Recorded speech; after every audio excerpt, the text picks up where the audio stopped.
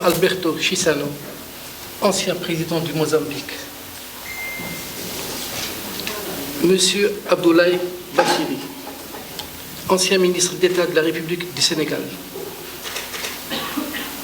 Excellences, honorable assistance, amis et confrères des médias, le Forum d'El Moudjahid a l'immense honneur de recevoir aujourd'hui des personnalités qui ont marqué l'histoire de leur pays, des personnalités qui ont marqué aussi l'histoire du continent africain. Ils représentent, chacun à son niveau, chacun dans son segment, chacun dans sa trajectoire particulière, ce pourquoi le continent africain a combattu et combat toujours, c'est-à-dire pour sa libération, son émancipation, et que les pays qui le forment d'abord une union solide, ensuite, messieurs s'il vous plaît, ensuite une voix entendue, respectée et qui pèse aussi bien dans notre continent que dans les autres continents, qui pèse aussi bien à l'échelle régionale qu'à l'échelle internationale, qui pèse aussi bien par rapport au regard que porte sur nous le monde, en dehors du continent, mais aussi dans les institutions internationales. Le hasard de l'histoire a fait que nous recevons, vous, illustres personnes, qui vous honorez de votre visite le mois de novembre. Le mois de novembre en Algérie est chargé d'une très grande symbolique. Novembre, c'est le novembre, comme dirait un poète cubain, l'ère des brasiers. Il va sonner le glas de la présence coloniale française en Algérie.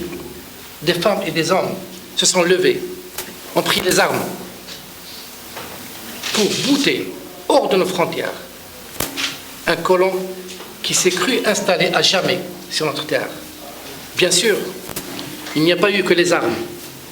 Il y a eu, et je m'adresse à vous, étudiants, notre élite de demain, il y a eu aussi l'arme de la diplomatie. Il y a eu aussi l'arme des médias.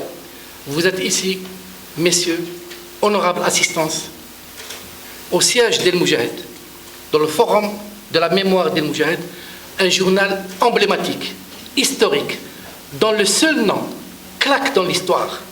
Et il rappelle à ceux qui ne voudraient pas apprendre de l'histoire, il claque comme une gifle pour leur dire, comme il l'a dit hier, aujourd'hui, et il le dira demain, qu'il y a des femmes et des hommes qui se battent partout pour l'émancipation. Et El Moudjahid est une arme de combat en cette période où on parle de plus en plus de guerre quatrième génération, de combat médiatique, de combat des mémoires, de la guerre des mémoires, parce qu'en ce moment, en dehors de notre continent, il y a une réécriture de l'histoire, une réécriture à la fois scandaleuse et en même temps mortelle. Ils sont en train de présenter le colonialisme comme étant une mission civilisatrice dans ce continent. Même, et je le rappelais 2 ou 3 jours de ça, le vénérable Victor Hugo, qui reste une légende, une sommité dans la littérature universelle, a eu un jour un discours et il a dit « Le continent africain n'appartient à personne, c'est un don de Dieu. Prenez ce continent, parce qu'il n'y a pas d'être humain dans ce continent. » Même Victor Hugo.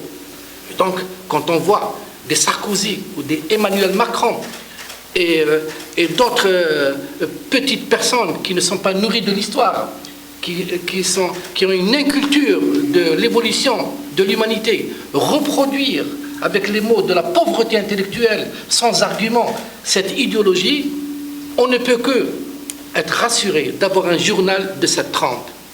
Voilà. Pour le Mozambique, bien sûr, le Mozambique, quelque part, son épopée pour se libérer rappelle celle de l'Algérie. Il y a eu une guerre d'indépendance. Il y a eu un parti. Il est né, si je ne me trompe pas, l'année de la défense d'Algérie, je suppose. Et donc voilà, symboliquement, il y a quelque part un lien, d'autant plus qu'à travers l'histoire, le Mozambique a tissé des liens très étroits, y compris le Sénégal, très étroits avec l'Algérie. Et il y a eu des relations fraternelles, parce qu'il y a le partage de l'histoire. Seuls ceux qui marchent sur le brasier ont conscience de la brûlure. Et tous les deux, on a marché sur ce brasier, le brasier du colon, de l'oppresseur, qu'on a bouté hors de nos frontières. Et à ce titre-là, El Moudjahid ne peut que s'enorgueillir, être fier d'avoir des personnes de votre trempe, parce que vous êtes aussi, comme je l'ai dit tout à l'heure, une partie de votre histoire, et une partie de votre histoire qui est sortie des frontières de votre pays, parce qu'elle appartient à l'histoire du continent. L'histoire du continent combattant pour sa libération. Merci encore une fois d'être là. Si vous permettez, je voudrais inviter Monsieur le Président à nous dire quelques mots. À vous la parole, monsieur.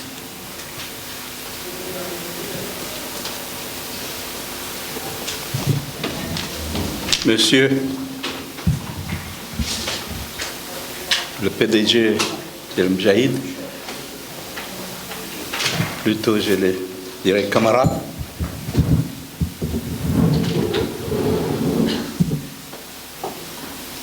mesdames, messieurs, mes amis,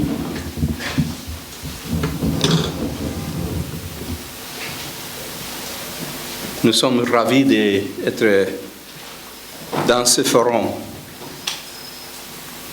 J'ai appris que c'est là, un forum là, pour un constant échange d'idées entre ceux qui fréquentent le forum.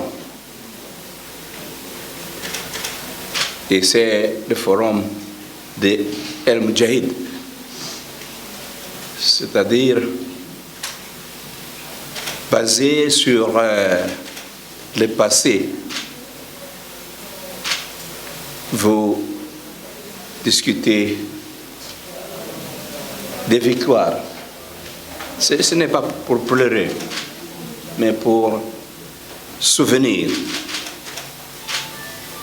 Et quand on se souvient, parfois, il paraît que nous pleurons ceux qui ont tombé. Mais non, pour moi, nous célébrons la bravure, les effets héroïques, de ceux qui ont tombé, et célébrons la liberté qu'ils nous ont apportée, ce que rend leur vie présente aujourd'hui avec nous. L'autre jour, nous étions à la tombe de Frantz Fanon, qui a écrit sur Moudjahid. Et il nous a disait beaucoup de choses. Donc pour nous, c'est un homme vivant parmi nous, qui continue à inspirer le peuple algérien. Il a choisi d'être fermement un du peuple algérien. Parce qu'il a dit, je vais dormir en terre algérienne pour toujours. Nous étions avec son fils, aujourd'hui il n'est pas ici, malheureusement. Et pour nous autres, nous étions en France en tant qu'étudiants. Nous nous souvenons, dans les années 61, quand on parlait des Moudjahids, c'était les étudiants, l'Union générale des étudiants algériens et de l'OGMA, l'Union générale du Maghreb. Donc c'était cette inspiration. Nous nous étions encore des jeunes. Je ne peux pas me vanter d'avoir suivi de près, mais le peu que nous avons suivi nous a inspirés. Quand nous allions coller les tracts sur la révolution algérienne et que la CRS nous poursuivait pour tout détruire, ça nous inspirait. Et voilà que les mouvements de libération de Mozambique, inspirés par le Front national de libération, ont voulu aussi créer un front de libération. Ça s'appelait le Front de libération de Mozambique, Frélimo. On pouvait avoir choisi l'Union soviétique pour former nos hommes, pour déclencher une lutte. Lorsque nous avons conclu que le Portugal ne voudra pas des négociations pour l'indépendance, nous avons cherché des amis pour nous aider. Et l'Algérie n'a pas hésité. Nous a entraîné 250 hommes à la fois et équipés, habillés, nourris, tout cela. Au-delà de l'argent qui nous a permis de commencer l'administration de notre front. Et là, nous avons déclenché la lutte armée le 25 septembre 1964, c'est-à-dire 2 années après l'indépendance de l'Algérie. Donc l'Algérie était encore en train de reconstruire, de s'organiser, mais n'a pas hésité à nous donner l'aide. N'a pas hésité d'être le premier à donner le sang que Mbembela avait proposé à l'OUA, que l'Afrique devrait donner du sang à la lutte de libération de l'Afrique.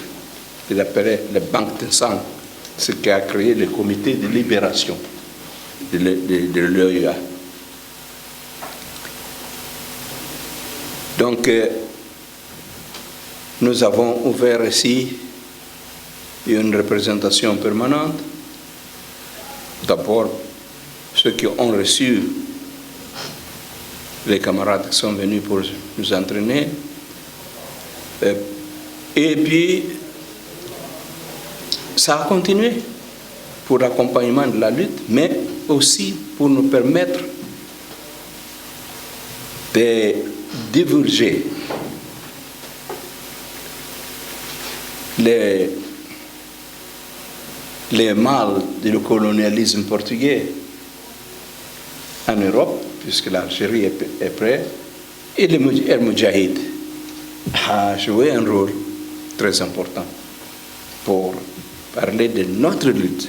Ce n'était pas seulement la lutte de l'Algérie, de notre lutte de l'Angola, la lutte de la Guinée-Bissau, São Tomé et Principe, contre le Portugal.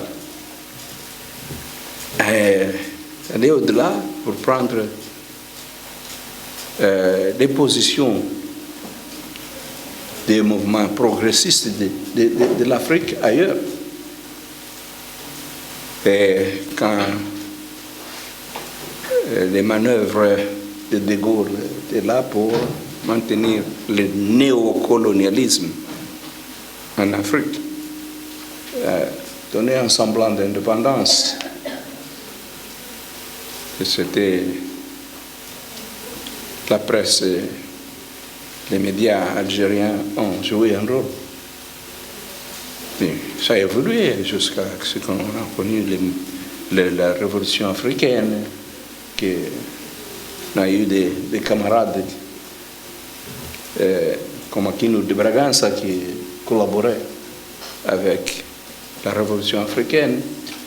Donc l'Algérie a joué un rôle pour que notre lutte fût connue partout dans le monde et même chez nos ennemis. Donc je vous félicite de ce que vous faites, de garder cette mémoire pour s'ajouter à d'autres grands monuments que nous avons eu l'occasion de visiter depuis notre arrivée, qui nous racontent l'histoire de l'Algérie des centaines d'années passées, mais qui se montrent que c'est la même lutte d'un même peuple, le peuple qui existait. L'Algérie n'existe pas parce qu'il y avait la France, parce que les Portugais aussi disaient que le Mozambique existe seulement pour qu'il y a eu le Portugal. Non, c'est pas vrai. Il y a eu des Algériens, toujours. Je ne sais pas s'ils portaient des noms algériens, mais c'était le même peuple qui a souffert. On a vu les atrocités d'alors et on a vu les atrocités du colonialisme français dans les musées. Et bon, et vous êtes là, que vous étiez dans la guerre vous-même. Les Moudjahidines doivent être ici, mais on a été avec eux aussi ailleurs pendant cette visite. Et vous êtes l'histoire et vous préservez l'histoire d'hier et vous bâtissez un bon avenir. C'est pourquoi nous sommes venus en Algérie pour vous féliciter pour le 1er novembre, que c'est un symbole de tout ça. Le 1er novembre n'est pas isolé, c'est un symbole de tout cela. Alors nous vous félicitons et ça va continuer à inspirer les nouvelles générations pour faire que l'Afrique soit une Afrique. L'Algérie a joué un rôle, comme je l'ai dit, pour que la création de l'Organisation de l'Unité africaine et pour la création de l'Union africaine.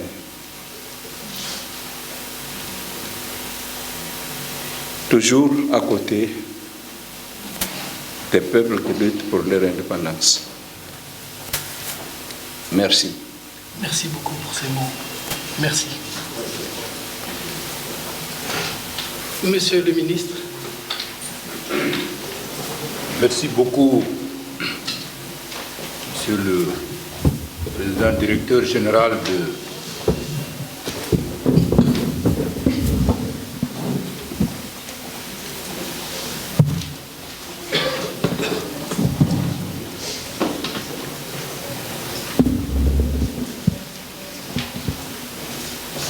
Merci beaucoup, Monsieur le Président, Directeur Général de Moudjahid. Je voudrais m'associer à mon aîné, le Président Chissano, pour vous remercier de l'invitation et de l'honneur que vous nous faites de venir parler devant ce forum.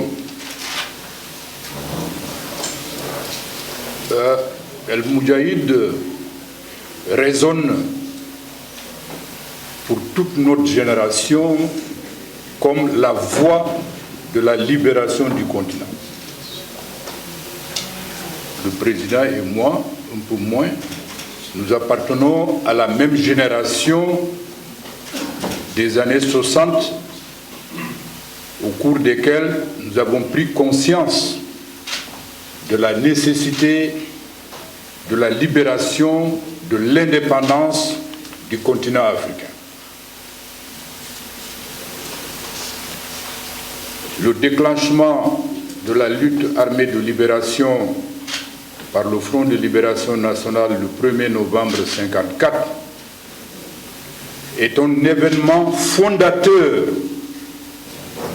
du processus de libération de notre continent et singulièrement dans les pays sous domination coloniale française auquel appartient mon pays, le Sénégal. Nous avons, en tant qu'écoliers, en tant qu'élèves du secondaire et par la suite en tant qu'étudiants à l'université et pour le reste de notre vie militante, suivi le parcours de cet instrument de lutte. À l'époque, il n'y avait pas Internet, il n'y avait pas les réseaux sociaux. El Moudjahid était la voix des sans-voix, la voix de ceux qui aspiraient à un autre monde, de ceux qui aspiraient à une autre Afrique. Non pas seulement en Algérie, mais en Afrique et ailleurs, en Asie, en Amérique latine. J'ai eu pendant très longtemps un abonnement à El Moudjahid. À l'époque, c'était le papier, on prenait ça, on gardait soigneusement, on lisait les articles attentivement. Ça, je m'en souviens encore, j'étais tout jeune. Et je voudrais, l'occasion que vous me donnez ici, la saisir pour remercier ce journal, à travers vous, monsieur le directeur général, et toute votre équipe de rédaction. On est honoré. Parce que El Moudjahid a contribué à mon propre éveil de conscience politique dans mon pays. En tant qu'élève, quand on avait l'occasion d'avoir quelques coupures d'El Moudjahid ou quelques même numéros, on se le partageait en tant qu'élève, en tant qu'étudiant, dans les cellules politiques clandestines au Sénégal. Donc je voudrais vraiment, sans m'étendre là-dessus, vraiment souligner ce fait et exprimer toute ma gratitude, toute ma reconnaissance à ce journal emblématique.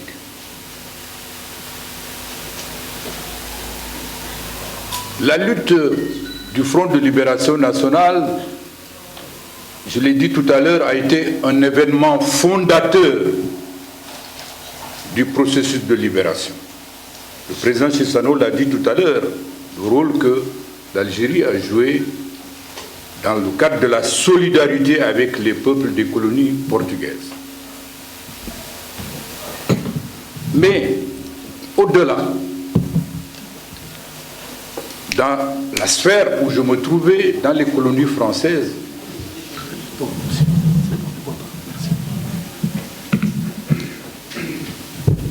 il y a eu un basculement.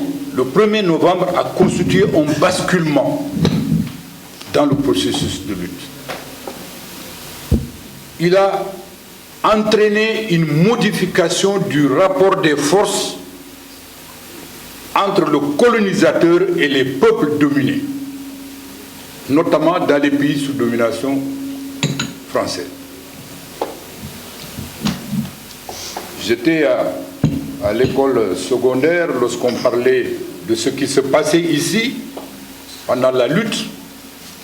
Les Français, au Sénégal, par exemple, on ne parlait jamais de guerre d'Algérie, de lutte de libération. On parlait des événements d'Algérie. C'est comme ça que c'était désigné. Quand on écoutait ce qui se passait, on parlait des événements d'Algérie. On ne dit pas qu'il y a une lutte de libération, on ne dit pas qu'il y a une guerre de libération, on ne dit pas qu'il y a un peuple qui est opprimé qui s'est soulevé. Mais on dit les événements d'Algérie. Mais quand la marmite a sauté, ça ne pouvait plus continuer. Nous avons noté les voyages du général de Gaulle. C'est les événements d'Algérie qui ont bousculé le colonialisme français, la crise politique en France dans les années 50, incontestablement, entraîné tout le processus qui a obligé le colonisateur à modifier sa façon de gouverner. Le président Cissano l'a dit tout à l'heure,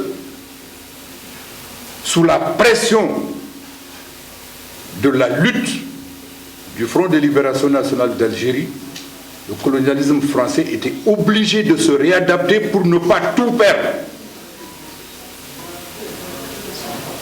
Et c'est ainsi que le processus des accords de coopération, les accords dits de transfert de compétences entre les élites des colonies françaises et le régime colonial s'est opéré. Incontestable. Naturellement, les accords d'Évian que nous avons suivis également à l'époque, très attentivement, les noms de vos leaders du Front de libération nationale qui ont négocié ces accords d'Évian étaient devenus tellement familiers à nous, nous autres, au Sénégal, au Mali. Et nous suivions tout cela avec beaucoup d'admiration. Je n'ai pas besoin d'aller plus loin sur cet aspect. C'est un fait d'histoire qui est connu. La lutte de libération nationale d'Algérie a fait un basculement. L'ancien président du Conseil du Sénégal, Mamadou Dia, il a eu à dire quelque chose de très remarquable. Il dit que c'est en Algérie que le colonialisme français a connu sa défaite la plus cuisante sur le continent africain. Le président Mamadou Dia, il n'est plus. Alors aujourd'hui, quel est le problème? Quels sont les problèmes?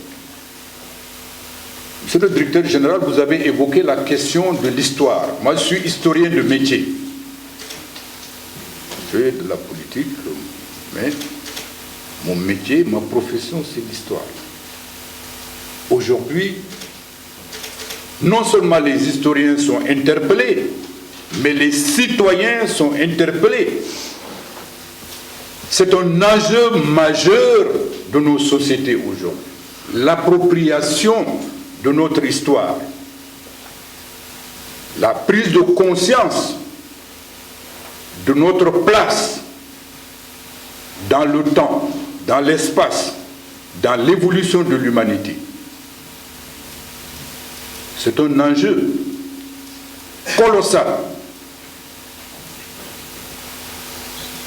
Une lutte entre différentes mémoires. Il y a la mémoire de ceux qui veulent continuer la domination, ceux qui pensent que culturellement ils sont dominants et ils doivent le rester. Et ils conservent cette mémoire, ils veulent l'imposer, ils veulent continuer de l'imposer. Le président Sarkozy est allé jusqu'à dire dans une conférence restée célèbre que l'Afrique n'est pas entrée dans l'histoire. Il a osé faire dire cette affirmation. D'autres diront, oui, il y a une sorte de rente mémorielle. Que les gens prennent conscience de leur histoire, de l'épaisseur de leur identité, on considère que cela ne doit pas se faire. Au contraire, ceux qui ont dominé, ont colonisé, ont exploité, et se donnent un droit de définir les comportements. Il y a cette bataille des mémoires qui n'est pas une affaire anodine. c'est une affaire qui est au cœur des préoccupations civilisationnelles dans toutes les sociétés du monde aujourd'hui.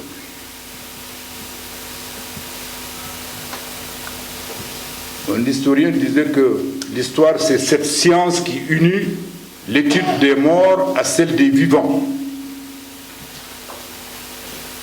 L'histoire unit la société des vivants à leurs ancêtres. Il faut en prendre conscience. Et c'est en prenant conscience de ça qu'on peut mieux préparer l'avenir. On nous disait que l'histoire ne meurt jamais totalement pour l'homme. L'homme peut bien l'oublier, mais il le garde toujours en lui, car tel qu'il est lui-même à chaque époque, il est le produit et le résumé des époques antérieures. Donc l'histoire est au cœur de notre vie, de nos vies quotidiennes. Les jeunes générations ne doivent pas oublier cela. Les sacrifices des Moudjahidines et des Moudjahidat ne doivent pas être oubliés, parce que c'est la boussole pour notre existence d'aujourd'hui. C'est la boussole pour notre chemin que nous voulons tracer pour demain.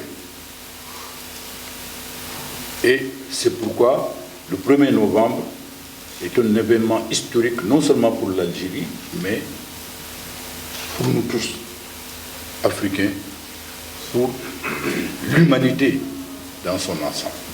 Et je voudrais rendre hommage à tous ces combattants, à ceux qu'ils ont apporté par leur sacrifice au peuple d'Algérie, au peuple d'Afrique et au peuple du monde.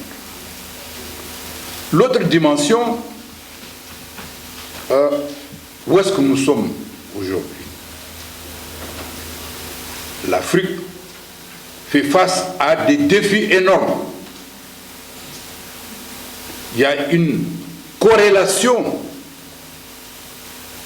entre les préoccupations de l'Algérie d'aujourd'hui avec les préoccupations des Mozambicains, des Sénégalais et de tous les peuples d'Afrique. À partir de cette lecture de notre histoire commune, qui est une histoire de souffrance, une histoire de tragédie, mais aussi une histoire qui a été construite à partir justement de ces batailles mémorables, de ces luttes héroïques. Nous sommes appelés aujourd'hui à continuer ensemble à faire revivre l'esprit du 1er novembre. Plus que jamais. Quand vous voyez ce qui se passe aujourd'hui, la position de l'Afrique, on dit que l'Afrique est le continent de l'avenir. Les matières premières, c'est en Afrique qu'on les trouve, en grande partie. Toutes les grandes puissances rivalisent d'avoir sa part d'Afrique. J'ai l'habitude de dire que c'est comme si l'Afrique est aujourd'hui un méchoui qu'on a mis sur la table et de l'extérieur, chacun vient avec son couteau et dit « je vais prendre ma part ». Est-ce que nous devons continuer à être le méchoui du monde ou refuser d'être sacrifiés et nous aussi de prendre part à cette construction du monde, une part entière, à partir d'une appropriation de notre identité historique, de l'affirmation de notre volonté d'être des acteurs dans cette histoire qui se fait. L'unité est aujourd'hui fondamentale. L'Algérie est une grande nation. Elle a joué, le président Chissano l'a si bien dit tout à l'heure, un rôle remarquable dans le processus de libération nationale. Elle a réalisé des choses extrêmement importantes dans son processus national. Elle réaliserait encore beaucoup plus dans l'unité avec les autres peuples d'Afrique, comme elle l'a fait. À mon avis, aujourd'hui, c'est incontournable que les Africains d'Alger au Cap, de Dakar à Djibouti, nous nous donnions la main pour construire cette unité, pour faire en sorte que nous parlions d'une seule voix, nous agissions comme une seule femme. Je dis une seule femme parce que les femmes sont plus déterminées encore que les hommes, pour imposer une autre perspective, non seulement à l'histoire de l'Afrique, mais à l'histoire mondiale. La jeunesse attend cela de tous ses dirigeants. Les dirigeants conscients de cette responsabilité donneront le témoin, accompagneront ce mouvement historique qui attend. Je voudrais donc, sur ce, peut-être dans le cadre de nos discussions de tout à l'heure, cette dimension de l'unité, de la solidarité entre Africains puisse être un élément de nos échanges. Évidemment, dans le cadre de ce que j'ai appelé tout à l'heure la réappropriation de notre histoire, comme vous l'avez si bien dit, Monsieur le Président. Je voudrais vous remercier. Merci.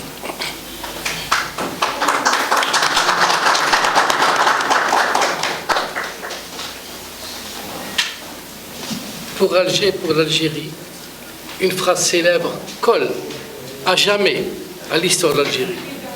On dit que l'Algérie est la Mecque des révolutionnaires. Ça veut dire que tous ceux qui luttent pour leur émancipation, pour leur libération, trouvent aide et assistance dans notre pays. C'était hier valable et vrai, et aujourd'hui et demain. On le voit avec notre politique étrangère, comment l'Algérie affirme à chaque fois ses positions contre un état de fait, contre la loi du fort, contre le plus faible, contre le dominant, parce que Alger a des positions contre le dominant, et elle l'affirme, elle l'exprime et elle combat à chaque occasion dans toutes les forats. Et vous l'avez si bien, Monsieur le Président, Monsieur le Ministre, rappelé, c'est un honneur pour nous, encore une fois. Juste pour ouvrir une parenthèse, Monsieur le Président, vous avez cité à bon escient Frantz Fanon. Hier, le Forum d'El Moudjahid a rendu hommage à Frantz Fanon et au Cholet. On a invité leurs enfants, Olivier Fanon, qui est parti, je crois, avec vous, et à Luc Cholet, qui était mobilisé durant la guerre de libération nationale. Frantz Fanon, comme je l'ai dit hier, il est mort quelques mois avant l'indépendance de l'Algérie. Mais dans sa tête, moi je le sais, je suis convaincu, je le parie, il était déjà libre avant l'indépendance d'Algérie, parce qu'il est de cette trempe d'Algériens que rien ne peut soumettre. Même s'ils vivent sous domination, il était libre, émancipé. Et c'est un honneur pour l'Algérie d'avoir pour enfant Frantz Fanon. C'est un honneur pour l'Algérie de vous avoir aussi comme ami. C'est quelque chose de magnifique et on ne peut qu'espérer de meilleurs lendemains pour notre jeunesse, pour notre continent. Merci. Si les tableaux. Oui, ramène les tableaux d'abord. Je vous invite pour 2 ou 3 questions, si vous le voulez bien. Alors, celle qui a levé en premier la main.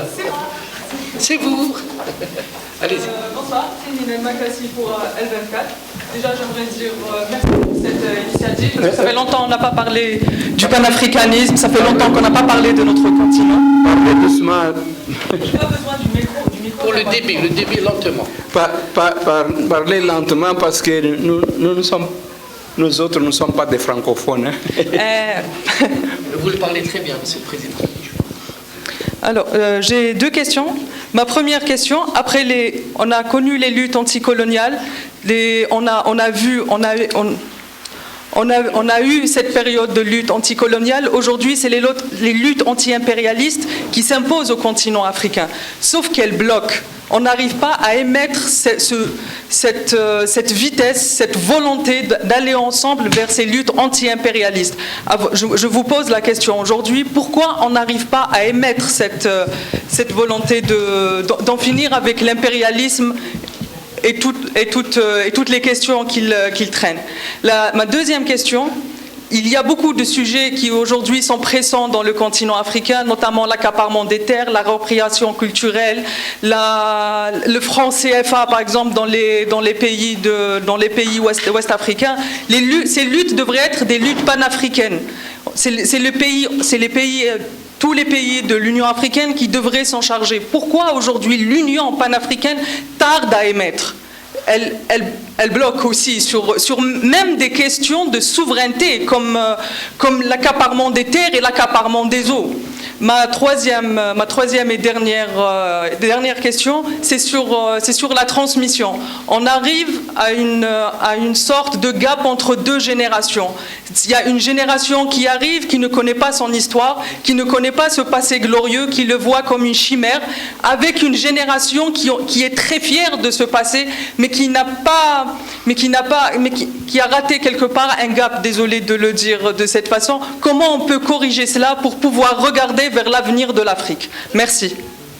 Je vous remercie. Juste avant de céder la parole à nos hôtes, je vous rappelle qu'ils ont un agenda très chargé et bien évidemment, si vous pouvez 2 ou 3 questions, qu'on puisse faire le tour et que ne pas une seule personne pose 3 ou 4 questions.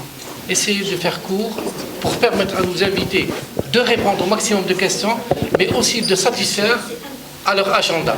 Allez, après l'étudiante, oui, pas de problème. Allez-y. Je peux parler. Oui. Bonjour, s'il vous plaît, je peux... Une seconde, il va répondre à... Ah, ok, d'accord. Peut-être qu'elle pose la question. Très bien, posez votre question. D'accord. Une question, s'il vous plaît. Oui, bien sûr. Alors bonjour, je m'appelle Yousfir Maïssa, je suis étudiante en sciences politiques et relations internationales, ainsi que traductrice et une chercheuse passionnée par la littérature africaine, orale et écrite en langue postcoloniale, lusophone, francophone et anglophone.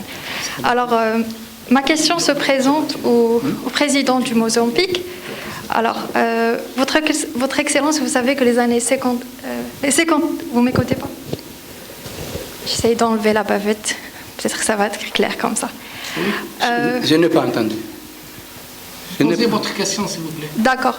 Alors, je disais que les années 50 et les années 60 du siècle précédent ont connu des mouvements littéraires qui ont bouleversé la scène africaine et internationale également, notamment le mouvement du panafricanisme, le mouvement de la négritude et le mouvement du nativisme pour les pays africains d'expression lusophone. Pensez-vous qu'il y aura une possibilité d'une renaissance de ces mouvements littéraires pour adresser un discours néocolonial et non pas un discours anticolonial. Et, voilà. Merci. Merci. Alors, On n'a pas des mouvements littéraires en Afrique, qui sont lusophones ou anglophones, francophones. Comment cette littérature pourrait aujourd'hui renaître pour défendre le continent africain à travers la littérature? Okay. Pas uniquement le combat politique, la littérature. Bon, nous sommes 2 à répondre.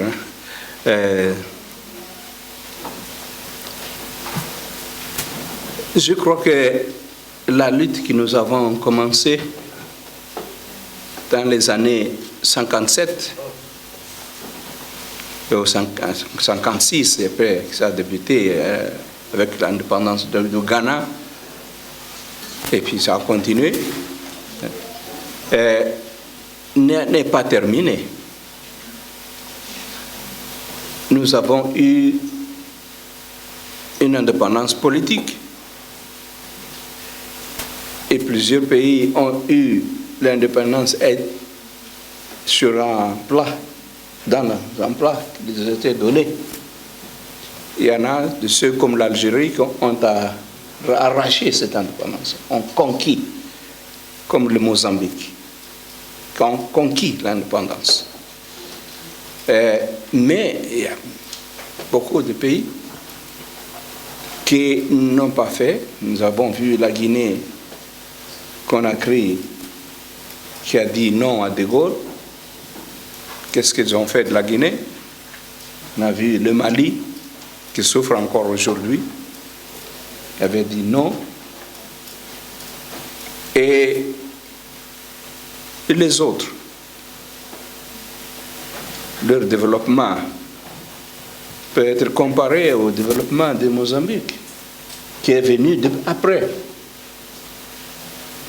L'indépendance du Mozambique, c'était 75, les autres étaient 60. Mais c'est comme si nous étions arrivés à l'indépendance le même temps, parce que nous discutions les mêmes problèmes. C'est parce que nos ennemis continuaient à nous créer des problèmes. Nous devons, c'est pourquoi cette invitation que nous devons refaire notre unité, réorganiser notre combat. Et ce combat ne peut pas être réorganisé par moi. J'ai 82 ans. Ce n'est pas moi qui va recréer ce combat. C'est vous qui nous posez les questions. C'est vous qui nous posez les questions. Vous sentez quelque chose qui vous manque. Venez, demandez-nous. Comment c'était? Nous pensons ça, ça et ça. C'est pourquoi nous vous avons envoyé à l'école. Vous avez aujourd'hui des instruments pour faire la recherche, ce que nous n'avions pas avant.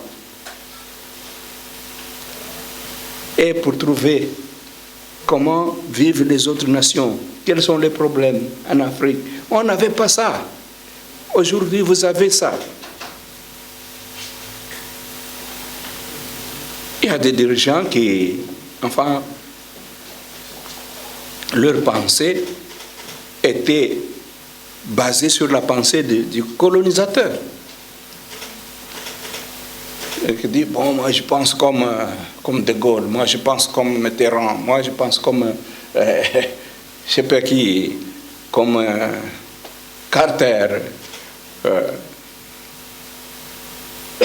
ou même que je pense comme n'importe qui dans les pays socialistes.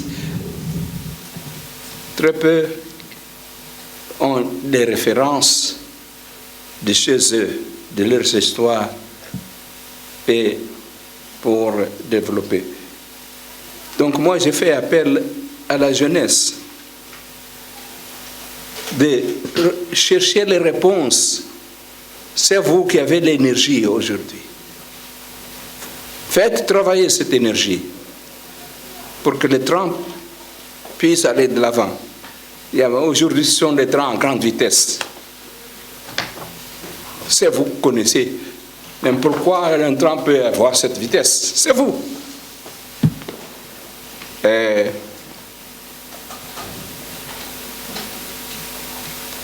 Je ne dis pas que nous nous sommes arrêtés parce que nous-mêmes, de notre génération, nous avons essayé et nous continuons à essayer.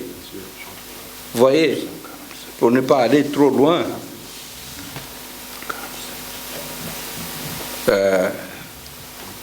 je parlais du passé, je n'ai pas parlé de Boumedienne qui est venu après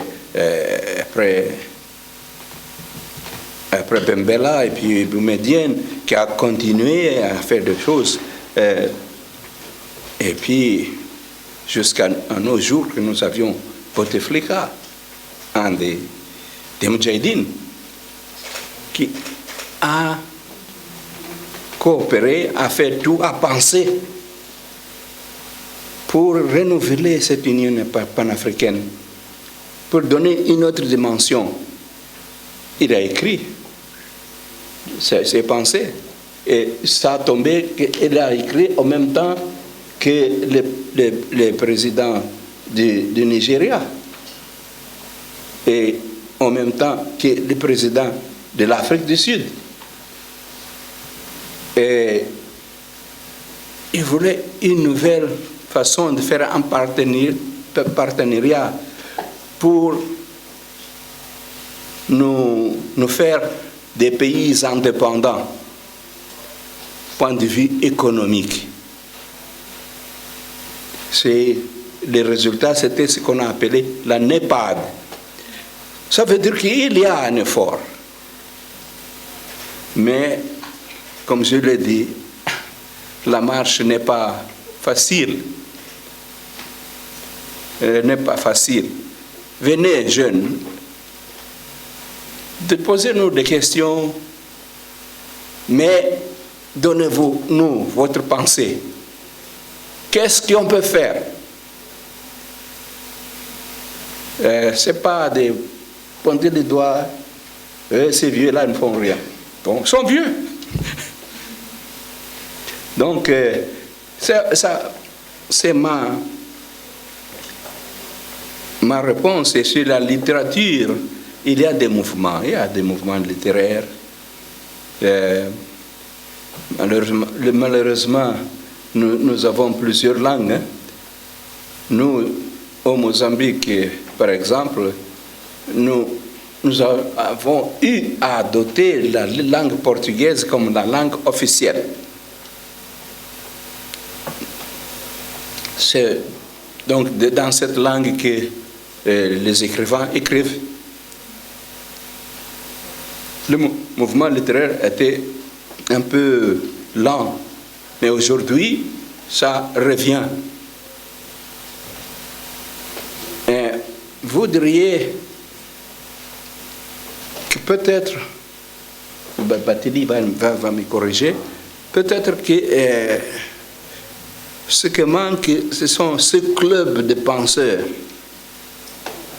qui avaient avant, qui aussi étaient basés sur des fils des esclaves, comme Marcos Carvey, comme Padmore, comme Frantz Fanon, qui venaient hors de l'Afrique, qui étaient des enfants des esclaves qui ont été amenés d'ici, de là, et qu'ils ont cru qu'il y avait une Afrique. Ils avaient des clubs de penseurs. Ils ont fait 5 congrès dans les pays européens. C'était un défi pour les pays européens parce qu'ils parlaient en Europe contre les méfaits des Européens. Ils ont parlé à Paris, à Londres, à Lisbonne. Il y a eu des congrès pan-africains. Et le panafricanisme ne veut pas dire les Africains nés en Afrique seulement, même ceux de la diaspora sont venus. Donc il y avait des clubs de penseurs. Mais aujourd'hui, on pense au sein de l'organisation de l'unité africaine. Mais là, c'est un jour. On arrive le dimanche, samedi, on se réunit le dimanche et le soir, on part. Il n'y a pas de temps, assez de temps pour de réflexion, même le temps pour se connaître les uns aux autres. quelles sont les potentialités? Quand nous parlons de potentialités, nous parlons de potentialités économiques, les matières premières, etc., que les pays ont, mais les potentialités des forces humaines, des mentalités, des cerveaux. Hein? On n'a pas le temps de nous connaître les uns aux autres. Bon, c'est la faute de la vitesse de l'époque aussi, hein? Parce que tout marche vite. Quand on découvre des matières premières, on commence à penser que faire. Et voilà que ceux qui sont devant nous découvrent quelque chose et disent bon, cette matière première, vous ne pouvez plus l'utiliser. Nous venons de découvrir beaucoup de charbon chez nous. Et le charbon ne vaut rien aujourd'hui. Nous venons de découvrir les gaz. Et en Afrique, on découvre des gaz maintenant partout. Parce qu'avant, ces sociétés-là venaient, faisaient un forage et disaient non, le pétrole ici est trop fossile, ça n'a pas de valeur commerciale. Mais maintenant, quand ils ont besoin, ça sort. Et aujourd'hui, on nous dit, bon, vous avez du gaz, mais faites attention.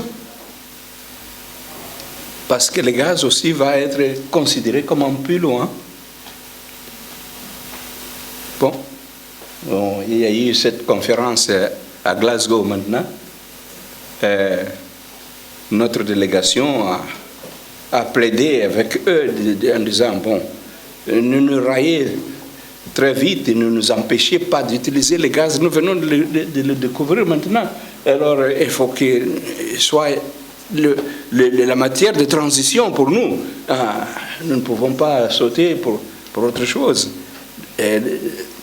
Bon, c'est quelque chose de très difficile quand on est laissé derrière.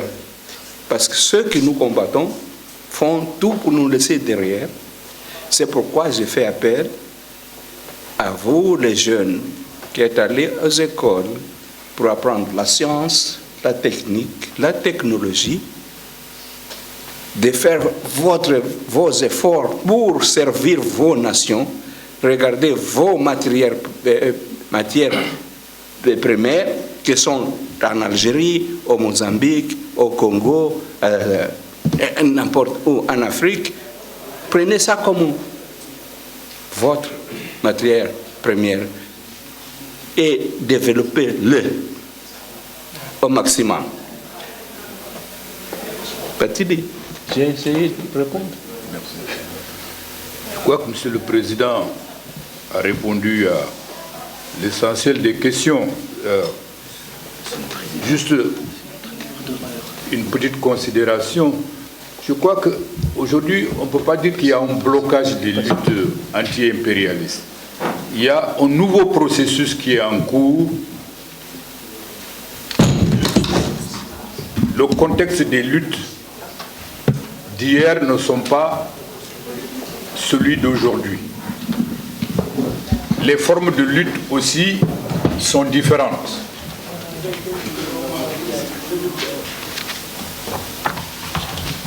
Alors, Frantz Fanon disait justement que chaque génération doit découvrir sa mission, l'assumer ou la trahir. C'est ce qu'a dit Frantz Fanon dans Les damnés de la terre. Alors, la nouvelle génération, le président l'a si bien dit, doit aussi, à partir de ses propres conditions de lutte d'aujourd'hui, les formes historiques de la domination dans laquelle nous vivons, trouver des armes appropriées. Et aujourd'hui, il l'a très bien dit d'ailleurs, il y a de nouvelles armes qui n'existaient pas. Regardez par exemple les réseaux sociaux. Aujourd'hui, j'attendrai, il y a 60 ans, il fallait attendre peut-être une semaine, 10 jours avant d'avoir un numéro d'El Moudjahid entre les mains pour lire ce qui se passe en Algérie sur le front. Aujourd'hui, grâce aux réseaux sociaux, en temps réel, à tout moment, peut-être même ce que nous sommes en train de le dire, c'est écouter au Caire, c'est écouter à New York, c'est écouter en temps réel, tout le monde.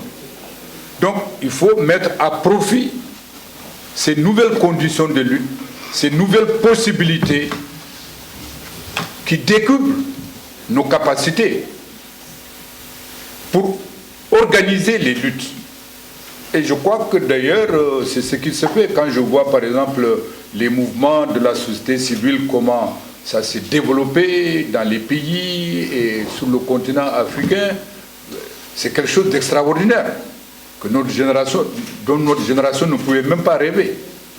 Alors, je pense donc qu'il est fondamental aujourd'hui qu'avec les conditions actuelles de la lutte, les armes dont les forces sociales, démocratiques, les forces anti-impérialistes disposent, d'utiliser ces armes-là pour accélérer le processus de lutte, consolider l'unité. Consolider l'unité. Aujourd'hui, c'est fondamental. S'il faut faire la libération, par exemple, participer à la libération de la Palestine, aujourd'hui, le peuple palestinien a besoin de solidarité, a besoin de lutte. La question des deux États, c'est fondamental aujourd'hui. On en a besoin. Et il faut revitaliser ce mouvement de solidarité en faveur de la Palestine. Il faut revitaliser le mouvement de solidarité à l'égard du peuple du Sahara occidental et des autres peuples opprimés. L'Union africaine avait décidé qu'il fallait respecter les frontières héritées de la colonisation et l'unité doit se faire sur des bases pacifiques volontaires des peuples. Mais pas par l'occupation, par la force armée, etc. Donc tout cela mérite, toutes ces questions méritent à nouveau d'être à l'ordre du jour du débat politique pour tous ceux qui veulent lutter pour la libération des peuples. Parce qu'on ne peut pas se libérer soi-même tant qu'un autre peuple sur la terre demeure dominé. Alors, les questions du franc CFA, les questions de l'accaparement des terres, tout cela, c'est des nouvelles problématiques. Le CFA, ce n'est pas une nouvelle problématique. J'ai dit tout à l'heure que face au développement du mouvement de libération nationale, la lutte du peuple algérien, le gouvernement français, le gouvernement colonial a trouvé une nouvelle forme d'adaptation en acceptant que les pays aient accès au drapeau, à l'hymne national, mais que rien ne change. Que rien ne change. En 1961, le Premier ministre britannique Harold Macmillan, lorsqu'il a fait une tournée en Afrique, en 1961, qu'est-ce qu'il disait? The wind of change is blowing over this vast continent of Africa. Whether we like it or not, it is a fact. You have to do with it. Le vent du changement est en train de souffler sur le continent africain. C'était en 61. C'est un mouvement historique auquel il faut faire face. Et Français et Anglais, souvent, ils ont fait face à cette situation en s'adaptant, en ayant dans les pays ayant le drapeau et l'hymne national des alliés, une sorte de cinquième colonne qui fonctionne à l'intérieur selon leurs intérêts à eux. Et ce processus continue jusqu'à présent. Et c'est le consensus de Washington, c'est autour de ça. Le libéralisme à tout craint fonctionne comme cela. Donc aujourd'hui, je crois qu'il y a une nécessité d'adapter notre réflexion, notre pensée et notre action aux conditions d'aujourd'hui. Cela est, à mon avis, fondamental. Quel gap, comment corriger le gap entre les jeunes générations et les anciens? Le président Chissano l'a dit tout à l'heure. Je crois que c'est très important. Les jeunes doivent prendre conscience de leur responsabilité aussi historique. Comment, de manière positive, lutter pour les changements nécessaires à la libération des peuples dans cette phase nouvelle où nous nous trouvons. J'ai l'habitude de dire que si au XIXe siècle, à la fin du XIXe siècle, de février 1884 à novembre 1885, s'est tenue la conférence de Berlin qui a abouti au partage du continent africain entre les grandes puissances. Il n'y avait personne, aucun Africain n'était autour de cette table à Berlin en 1885. Aucun Africain n'était là. Ils se sont mis autour de cartes dans une salle à Berlin. Toi, tu prends l'Algérie, tu gardes l'Algérie, tu gardes le Sénégal, tu restes au Mozambique, moi, ainsi de suite. Ils se sont partagés. Ils ne nous ont pas consultés. Eh bien, quand vous regardez le déroulement de la situation aujourd'hui sur le continent, l'image que j'ai donnée tout à l'heure de l'Afrique comme méchoui à se partager, c'est un peu la même dynamique, mais sous des formes nouvelles, des modalités nouvelles, à travers les institutions de Bretton Woods, à travers d'autres mécanismes de partenariat, qui sont des partenariats du cavalier et du cheval. C'est ça la réalité. Donc les jeunes doivent prendre conscience de ça. Il ne faut pas jeter la pierre aux anciens. Les anciens ont fait leur devoir. Ce serait une injustice flagrante de penser que les moudjahidines et les moudjahidates, bon, c'est fini. Non.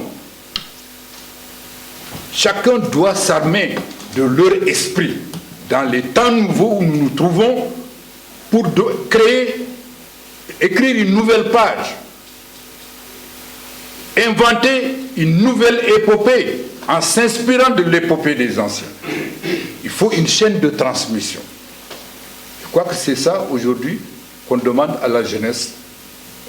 Et ceci, d'ailleurs, c'est indispensable. Sinon, évidemment, nous reviendrons avant même la case départ. La question de la littérature, le président l'a dit, je crois que c'est très important. Il y a vraiment un mouvement littéraire aujourd'hui, quand on regarde dans tous les pays, quelles que soient les langues qui sont utilisées, il y a quand même un mouvement très fort, parce que c'est une forme d'expression de la vie que les gens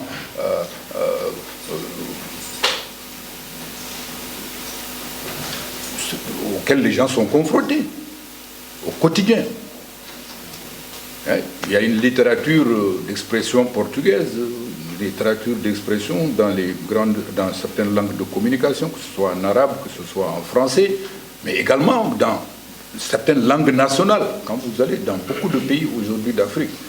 Et donc il y a une nouvelle littérature qui est en train d'émerger sur le continent. Je ne voudrais pas aller plus loin. Je peux ajouter une chose là. La forme d'éducation que nous avons. Quand nous faisons un travail, on nous oblige de faire des citations.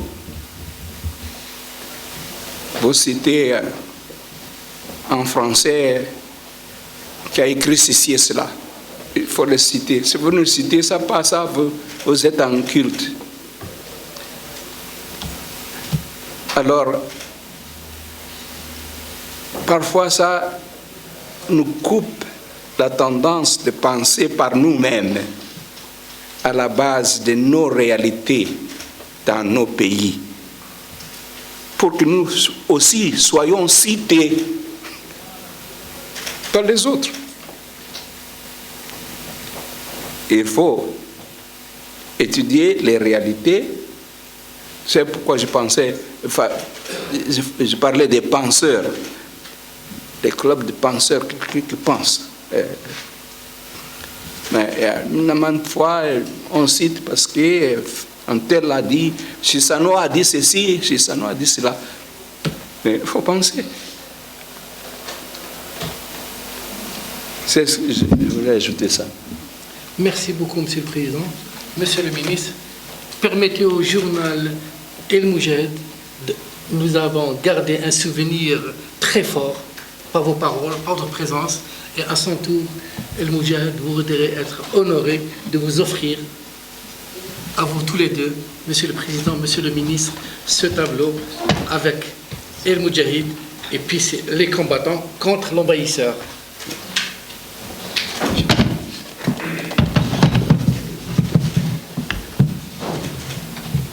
Voilà.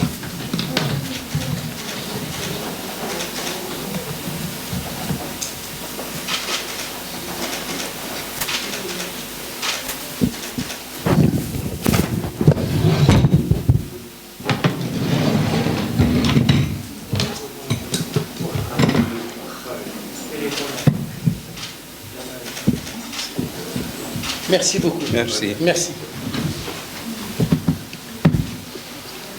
Je pense que nous n'allons pas abuser un peu plus longtemps de votre temps. Nous vous remercions encore une fois et merci de nous avoir honorés. Merci, Monsieur le Président. Merci, Monsieur le Ministre. Merci beaucoup. Excellence. Merci beaucoup.